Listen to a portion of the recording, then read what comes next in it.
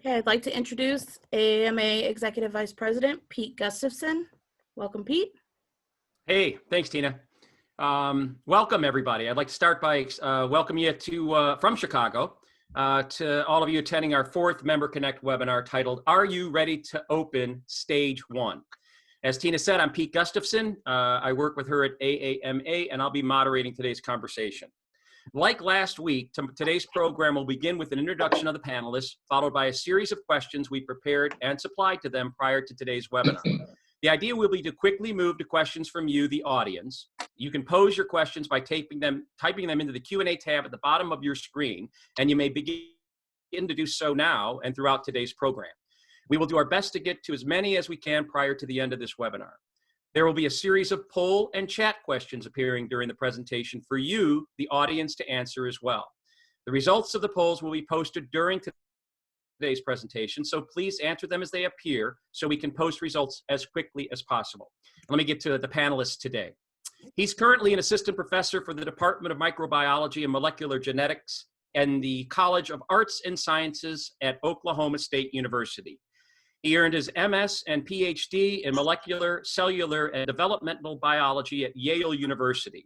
He's earned a bachelor's degree in molecular cell biology and diagnostic genetic sciences at the University of Connecticut. His honors and awards include 3 certificates of distinction in teaching from Harvard University, being named a postdoctoral fellow from the James Coffins Childs Foundation, a graduate research fellow from the National Science Foundation, and a short-term research fellow from the European Molecular Biology Organization. Without a doubt, he's read quite a few more books than I have. Please welcome Dr. Matthew Kabine. Welcome, Matt. His introduction to our industry dates back to 1973, when as an undergraduate at Uppsala College, New Jersey, he met Frank Sininsky while working at the Student Center game room.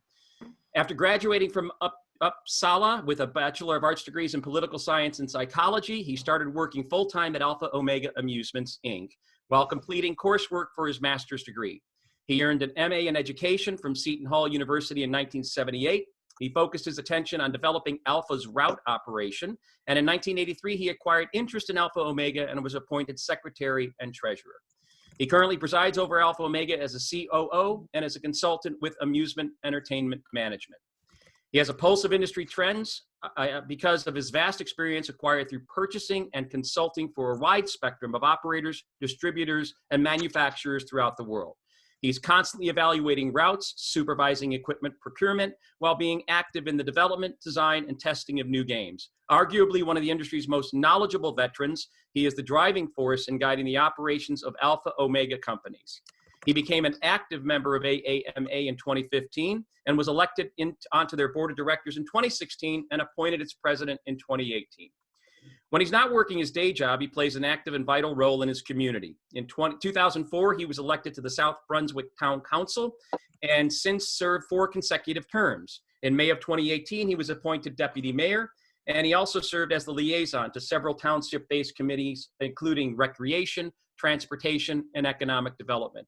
Passionate about civic duty and responsibility, has served on several nonprofit boards and charities, along with being a recreation travel coach for youth soccer and baseball during his residency in South Brunswick. He is currently the president of the Home Owners Association board within the community he resides in. He's one of those guys that has probably done more before breakfast than most of us will do during the entire day. Welcome my friend and close advisor and partner through this crisis, Joe Camerata. Good morning, everyone. Thank you, Pete, for that kind introduction. You're welcome indeed. Well deserved. He is the Vice President of Operations for Entertainment Properties Group. EPG operates several different amusement center chains, including It's, Pin Stacks, and Strike and Reel. He started his coin-op career in 2002, holding a variety of roles with Nickels and Dimes. In 2016, he accepted a role with what was then It's as its Director of Amusements. A short time thereafter, he became Vice President of Operations and expanded to include 2 new concepts, Pin Stack and Strike and Reel. He's an avid supporter of AAMA and is currently serving as co-chair of our FEC committee. And even though he's a diehard Cardinals fan, this 3rd-generation Cub fan still likes him. At least he's not a fan of an American League team. Folks, if a Cardinal fan and a Cub fan can become friends, there is indeed hope for the rest of this country. Welcome to another who's anxiously awaiting those glorious words, play ball, Bryan Cohen. Welcome, Bryan. He is the president and CEO of Family Entertainment Group and chief operating officer of IVC Interactive Vending Corporation. He's been in the entertainment and amusement business for more than 40 years. During his industry's tenure, he's been involved in all facets of facilities operations and management. His amusement industry career started in 1978 at Dream Machine, a privately owned and operated company in Boston, Massachusetts that operated amusement facilities and malls and vacation locations along the eastern seaboard. Throughout his long and successful industry career, he's held management positions at Nancy Sales, the largest provider of toys and novelties to the amusement industry, Namco Cybertainment, where he assisted in the acquisition of many companies and related businesses, and oversaw the expansion of new business from inception to operation in over 1,000 facilities, including Disney, McDonald's, AMC Theaters, MGM Casinos, and over 50 Fortune 500 companies. In addition, he's held senior management positions for Paradigm Entertainment and Animal Land Inc. In 2014, he co-founded Face-to-Face Entertainment Conferences, or F2FEC, and as a result, he's known in the industry as one of the three amigos. F2FEC conferences have got a well-earned reputation as the amusement industry's version of TED Talks. His volunteer involvement in the industry is quite remarkable and laudable as well. He's the past president of the International Association for Leisure and Entertainment Industries. During his term, he made alliances with the Amusement and Music Operator Association and the American Amusement Machine Association that culminated in their joint purchase of the Fun Expo amusement show. He served with distinction as a vice president of AAMA and was a key member of our executive committee. In addition, he served on AAMA's Government Relations Committee, was one of the founding co-chairs of our FEC committee, and the 2018 recipient of the Joe Robbins Award for outstanding contributions to the AAA entertainment community. He was secretary for many years of the Leisure and Entertainment Trade Association and is currently on the FEC committee for IAAPA. He's also an industry lecturer and writer. His ongoing consulting clients include the United States Air Force, the United States Army Services Recreation Equipment Program, and E-Ball Games of Melbourne, Australia, an amusement game developer. He's an industry leader with the desire to see all of us grow and prosper. Welcome, George Smith. Good morning. Thanks, Pete. And finally, but not least, she is the owner and CEO of Trainertainment and the author of People Buy From People, How to Personally Connect in an impersonal world. She and her company coach and train business owners and their teams that want to grow in sales, service, and leadership in the entertainment industry. Her sales experience spans more than 2 decades. Over that time, she's mastered the know-how, know-when, and know-why of the exciting evolutionary world of sales, service, and leadership. She's been invited to speak to local, national, and international audiences around the world. She's been a featured speaker at Bowl Expo, the IAAPA Expos in Orlando and Europe, and IATP Expo, and the Deal Show in Dubai.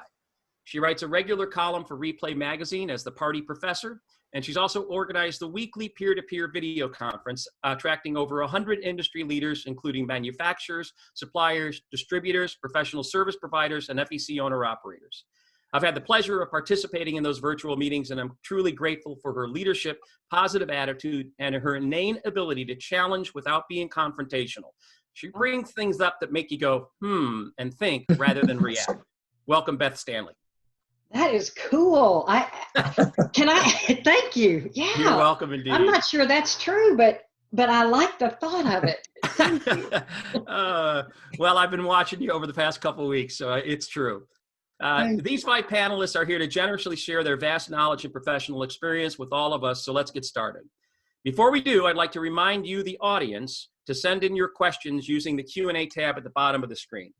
So let's start off with the scientist. Dr. Matt, right off the top, what steps are most effective to prevent C19 transmission? So any infectious disease, and COVID-19 is no exception, the way to prevent it from being spread when it spreads from person to person, the way that the SARS-CoV-2 virus does, is to try to block that transmission somehow. And so what you've heard on TV, what you've heard from our government and from the CDC, is to try to place distance between people so that they can't transmit that disease to another person. So I can think of sort of 4 main categories of things that you can do to prevent COVID-19 transmission. The first thing is that if somebody is feeling sick at all, anything less than 100%, we give them the flexibility to stay home from work, to not come in and not potentially spread that. And I mean, if you're anything like me, I can't count the number of days in the past that I've come to work not quite feeling 100%. We typically just power through, and it's sort of seen as a weakness if we are feeling a little bit sick and we don't come to work. But under these conditions, we need to be able to give people flexibility to stay home if they're not feeling 100%. Secondly, frequent and effective hand washing is going to be key. Again, hand washing for a long time, 20 seconds, which feels like a really long time when you're washing your hands. Typically, I want to only wash my hands for 3 or 4 seconds, but washing your hands for 20 seconds, especially after touching things that are shared. A third, frequent washing and disinfection of garments and of surfaces, because there's some evidence that the virus can survive on inanimate objects. So whether that's games or tables or doorknobs, things that people touch all the time, need to be sanitized throughout the day. And then finally, wearing masks. There's a little bit of debate about how effective masks are. The primary purpose of wearing a mask, I would say 2 reasons. One is to try to prevent the transmission of disease from people who may be asymptomatic or may have very mild symptoms but are nonetheless infected with the virus. So in case they cough or sneeze, that helps to mitigate them spreading infectious particles to others. And second, and I don't want to underestimate the value of virtue signaling. Even if it doesn't work very well, you're still signaling to guests and to others that we care about their health, and we're doing what we can to stop the spread of disease. Excellent. Thank you, Dr. Matt. George, you have softly reopened some of your facilities already. What changes have you implemented that are different from where you were pre-COVID-19? What have you done? What are your SOPs today that are different from pre-COVID-19? Well, Pete, thanks for hosting this. To be correct, we have not as yet opened any of our facilities, and we won't for about another week. As we just said in the preamble to this, we don't want to be the first in any community. We want all the heat to be taken by somebody else, hopefully. And I'm only saying that half jokingly, but all of the last month especially has been driven by physical changes we need to do to our facilities, getting the required or applicable chemicals, because as we found out, we did a video literally the first week after, within the first week after we started closing facilities, and we had a rush to make that up, and we have a wonderful gentleman that works with us who did a video within, he was actually had the flu at the time that he made the video, but to clean, sanitize, and disinfect the 3 different levels of that one. And then we had to find out, using CDC and other available resources, what we could do for getting chemicals that were advisable, that could really clean, sanitize, and disinfect. And then you have to find chemicals that are available and are affordable. So we're going with primarily a bleach-based solutions that we have. We have some peroxide. We've also gotten a hold of and are experimenting with electrostatic cleaners and hydrostatic cleaners. We've gotten some UV cleaning things that we're going to experiment with. We've had to do signage. We've had to do physical plant changes to put up guards around things. The floor markers to indicate where you should be standing, which pieces and attractions we can run. There's some attractions that we've decided we're not going to run, at least initially, things like ropes courses where we couldn't effectively find a way to clean them and keep them safe for everybody. As the doctor mentioned, all those high touch environments have to be motioned all the time. We went ahead and this week we are starting to manufacture our own sanitation stations. We're going to make those available for sale to other people because we couldn't get a lot of the basic chemicals were out there. We're either getting too expensive or whatever. So we built our own stations, and we're trying to make this as clear as we can. And then finally, to your point about SOPs, what we're trying to do is a whole range of things to train and retrain our associates. We have to, depending upon the environment, both the physical size of a place or what it has, whether it has food or not, whether it has redemption or not, whether it has attractions, we're trying to deal with the guests. So we have temperature gauges coming into the facilities. And for the staff, we've decided to go as much as we can with clear plexi guards over their head. We are going to use masks where we can. I think after seeing this in operation in a number of places, the use of masks is quickly runs afoul of the human feeling about what a mask does to your face and how you communicate. So long and short of it, I think we have a whole range of things that we're doing, and we've finally gone ahead and we're working right now with our partners in places where we share locations to go ahead and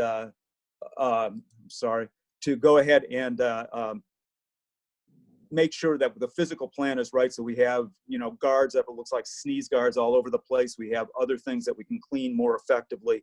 So a range of things, and until we get all of our people working well with us, so that they're comfortable in using the new procedures that are there, I'm sure it's going to take us some weeks before we're at whatever a new normal or a normal will be. Thanks, George. Thank you. Bryan, to you, you have been open partially, right? Your food and beverage has been open for a short period of time. And how is that going for you? What have you seen? How are your guests reacting? Just kind of share with us what your observations have been thus far with the short period you've been open. Yeah, thanks, Pete. I think we've seen that, there is a new normal, and that most people are coming into locations not really understanding what will be put in place and that will protect them from what's going on. Started off rather slow.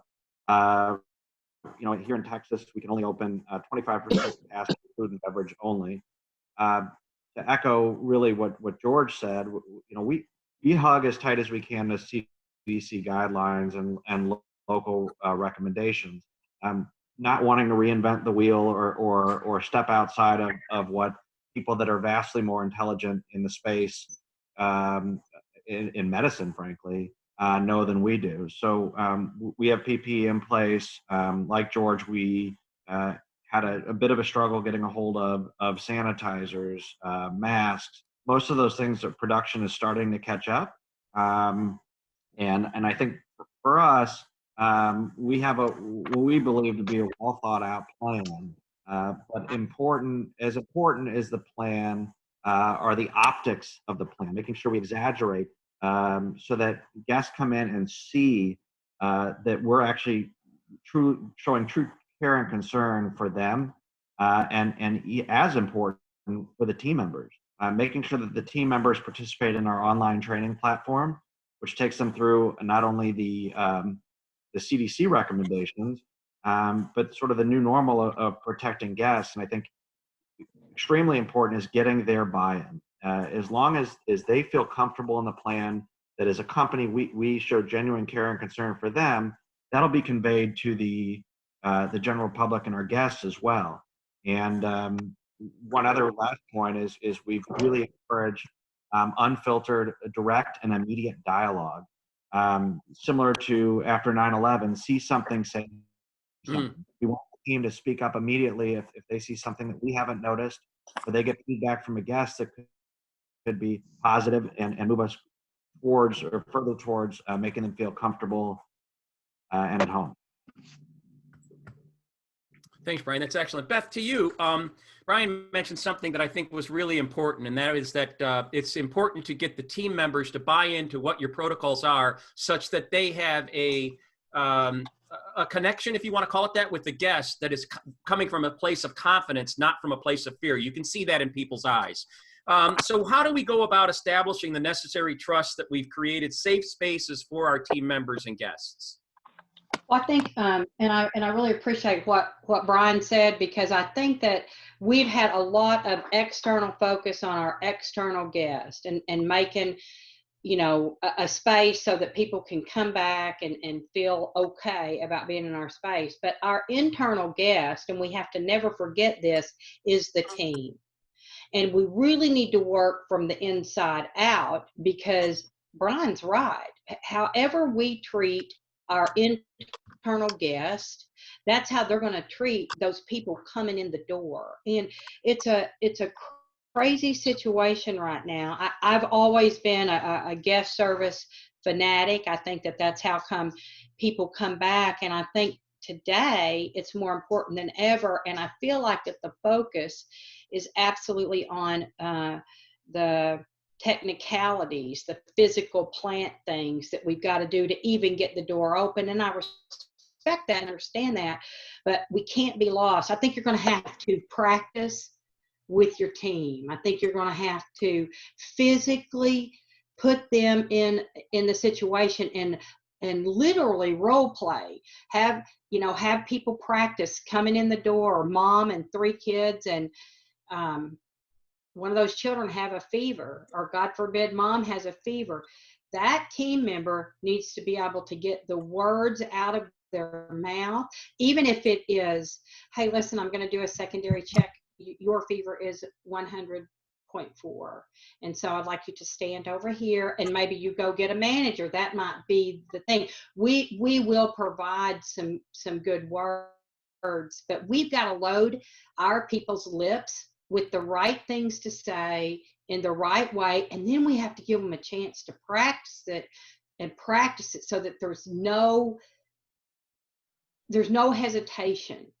They've got to be confident in order to be comfortable with this very different situation. And it can be a fearful situation, or it can be a new situation. You heard me last week, Pete, I think call it now normal. Yeah. And I think that's what we're living in, is the now normal, because in 2 weeks, the now normal will be something different, because we're going to have different outcomes. And in 2 more weeks, the now normal is going to be something else. So nobody's going to get comfortable with the new normal. And if you're waiting on a new normal to do something, stop it. You better do something now. And I think practicing and really working with people and knowing that this isn't something that we should have been training people like this all along. People should have had plenty of role play and plenty of experience, and the only safe space to do that in is with sales training. And if you don't think all your people are selling or unselling your place, and that they're not all in a sales role, you need to think again. So a lot of practice, a lot of role play, load their lips up with what to say, and practice. Right. Yeah. Thank you, Beth.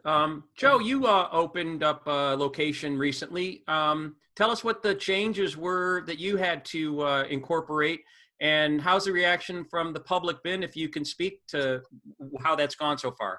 Sure. Thanks, Pete. Yeah, we opened up last Friday, a location out in Washington State. But before, the key, as everyone's been saying before, the key for that is really preparation, getting ready for the opening. What did we do? And really, it takes a good 7 days to, whether you want to call it train, retrain the staff, to get them focused on what the new SOPs are. And so basically, you start with your leadership team. You talk to them, you get them up to date to what's happening, what the changes are, and get them to understand them so they can speak to not only their fellow team members, but also to eventually, the customers, the clients. They're patronizing our locations. So you work on that first to get them to understand. And obviously, just like everybody else has stated, we're following not only the CDC guidelines, which, as Beth just said, are constantly fluctuating and changing, but also you got to be very cognizant of what's happening local, county, and state regulations and federal. So it's a whole smorgasbord of things you really have to adhere to. And again, it's hard because it's constantly changing. So with that said, you train your group, you get them ready, you get them comfortable, and it's a staging. We had to open up to 50% capacity. We had to move some machines around. We had to change some things, which I'll get into now. But so you bring your first group in, you train them, because obviously you're going to have reduced staff levels at these locations because you have reduced income and reduced traffic. So the overall, basically what we start out with is we call it the wellness checklist, and you have to have some visual wellness checks of each guest that comes in. First, you check the members, your team staff first, but then we're using thermometer scanning, the same guidelines. If you have 100.4 less temperature, you're in. If you don't have it, you can't come in. We're doing things like we've staged the areas coming in, so there's only one way in. So we manipulated the path of stanchion so people can only go in one way and come out, obviously, one way. That eliminates a lot of the and creates a lot of the social distancing or physical distancing that is required.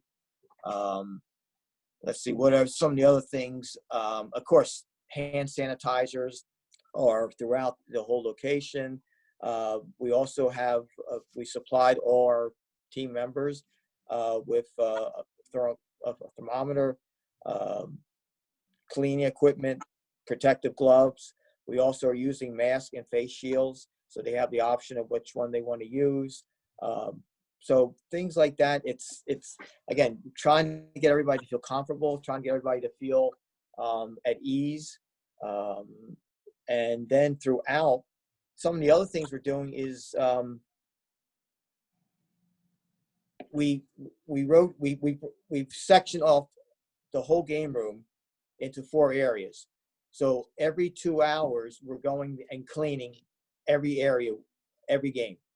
With that said, you know, we also, we made it with, again, through signage, we make it that if someone wants to have their game clean, or if someone wants to play a game right after someone had played it and have that clean, you know, or we have people roaming the floor that will do that. So that's also very important. Because again, we want people to feel comfortable. So guest interaction is very key. We're doing that with the and when you have a POS system, everything, basically we're trying to eliminate as much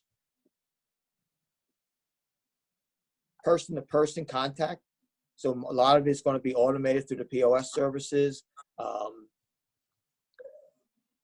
Trying to think some other things we're doing. Well, what's been the guest reaction? Have you got any feedback from the guests? Yeah, I think, again, the key with the guests is communication, and that's done through, you know, a lot of that is done beforehand in terms of emailing, website, social media. So when they come in here, they're not shocked. The expectation level is somewhat minimized because they know what they're going to see. So the guest reaction has been positive because they want to adhere to these things. They want to make sure that they're having their fun while being protected and not having to worry about, being afflicted with this insidious disease. So that's key. And you know, it's one thing we have found that ironically is that some people will actually still sit and wait to play their favorite game. So they'll wait to play their favorite game because we might, because again, we're only running probably 60% of the games because with some juggling around all, we were able to reach the 50% capacity. But people will actually wait to play their favorite game. So we didn't take that into account, that people will be standing there. Even though we do have, when you first come in and when you're with the POSs and the redemption counters, we have the lines, the markers that make sure people are social distancing. But overall, the guest experience has been very positive. That's good to hear. Good to hear. Dr. Matt, there's a question about